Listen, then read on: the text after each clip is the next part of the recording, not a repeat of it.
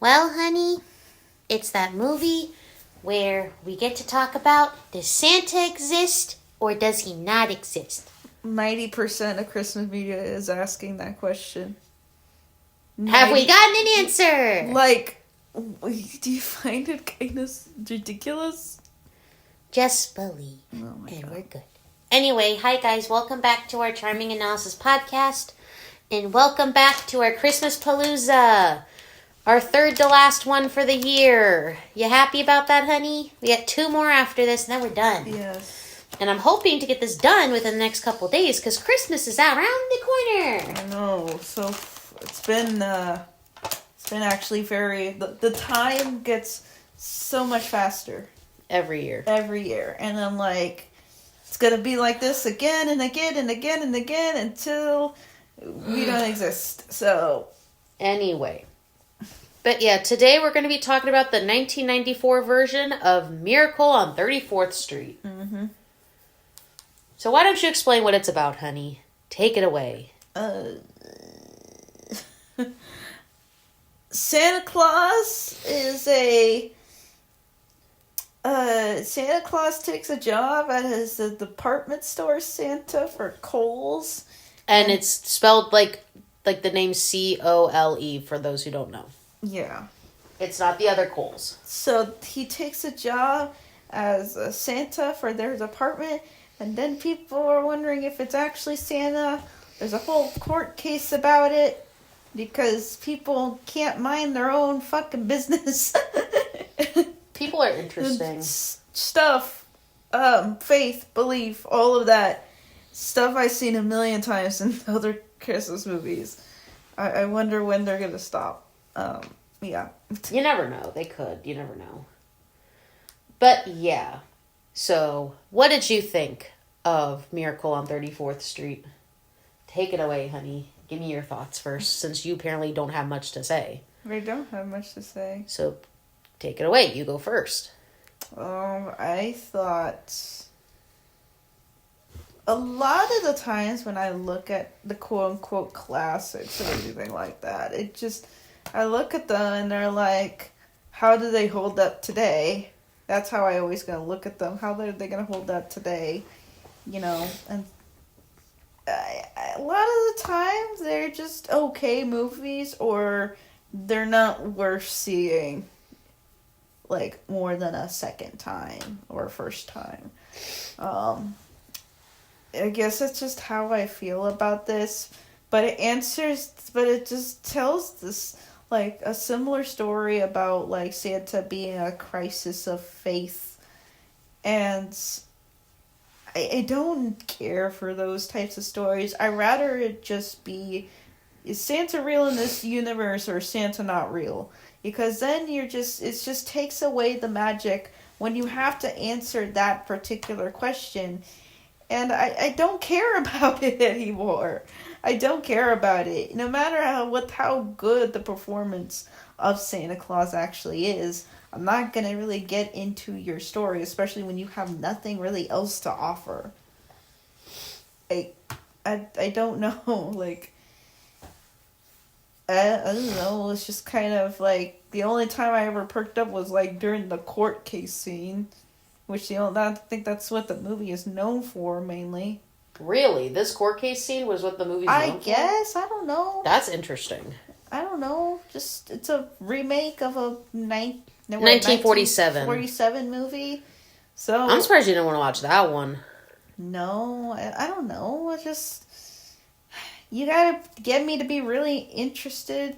Like, a premise either has to hook me into a movie, or just word of mouth hooks me into a movie. And this just wasn't one of them. It just kind of was like, it's not interesting. It's not an interesting Christmas movie whenever you have to answer that question over and over again. So, yeah, go ahead and talk about that, your experiences with it, because I'm stumped. I personally think this was a very heartwarming movie.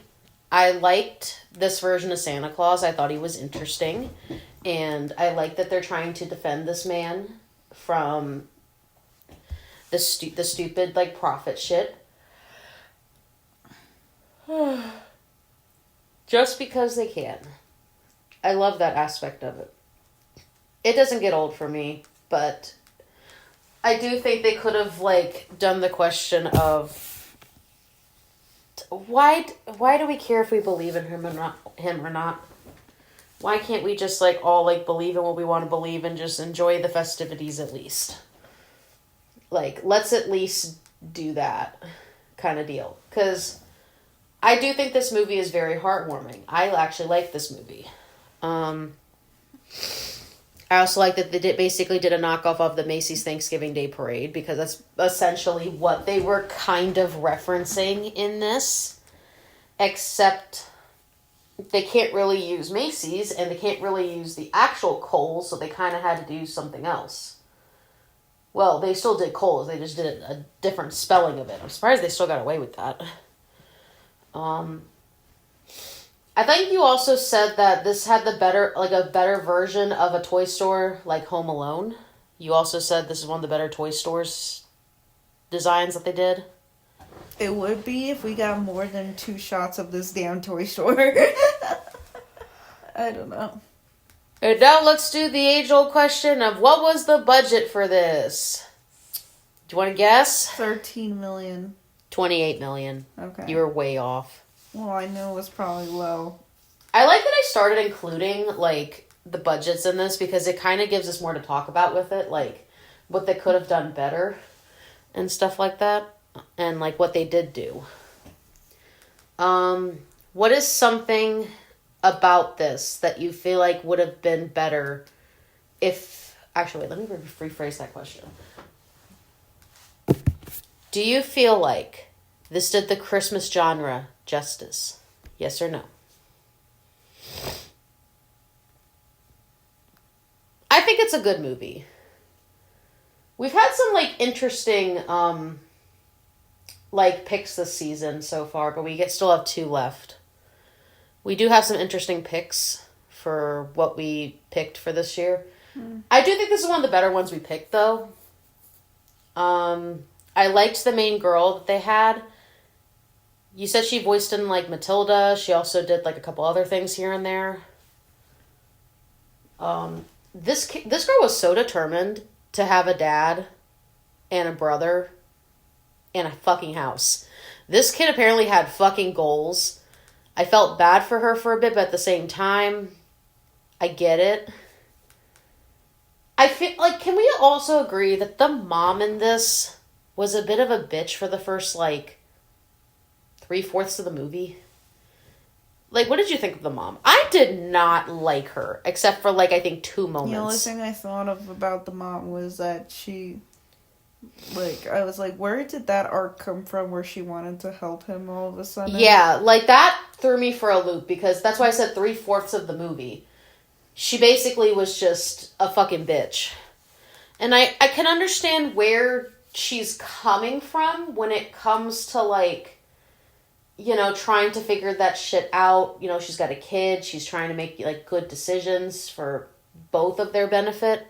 But it's like, girl, this guy's been with you, I don't know how fucking long. It doesn't specifically say how long she has been with this guy. But I'm assuming it's been at least, let's say at least, like, 2 years. Something like that. It couldn't have been for less than that or longer than that, in my opinion. Let's just give the estimate that they've been together at least 2 years. Let's kind of say that. And I can understand, you know, not everyone wants to get married kind of shit. And not everyone, you know, everyone's got, you know, preferences and shit. But at least keep the guy in your life kind of deal. Like, this guy, in my opinion, was a green flag. Do you feel like the boyfriend or whatever, the partner was a green flag? I feel like he was. He was doing all he could for both of them. He cares for the kid, which is a good thing. He cares for the mom, which is also a good thing. And, you know, he's there for them. Like, that's better than most of the fucking dads we've seen in some of this shit. Like, can we agree on that? At least a little. I feel like this lady just didn't have enough trust in him for, like, a majority of it, even though they've probably been together, like, a while. But I digress. Because people got their preferences, all that good shit. But still, this was a good movie.